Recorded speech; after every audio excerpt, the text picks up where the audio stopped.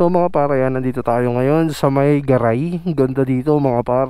Kasama ko si Rosie. So solo ride lang kami. Ganda mga par, sarap tumambay, ang lamig ng hangin. O di ba?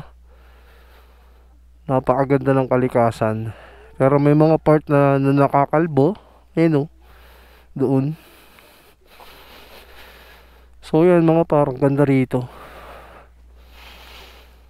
Sarap tumambay. Malamig ang hangin, payapa, walang ingay. Nakaka-relax. Punta kayo dito mga par. Sobrang ganda dito. Tsaka hindi pangit ang kalsada papunta dito. Gawa ng sementado na yan mga par. Ayan o.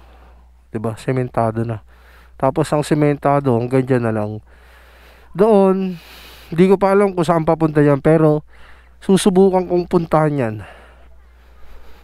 Ayan. So wala tayo sa city. So nandito tayo sa kabundukan ng Bulacan. So yun lang mga par. Punta kayo dito, napakaganda. Solid na solid.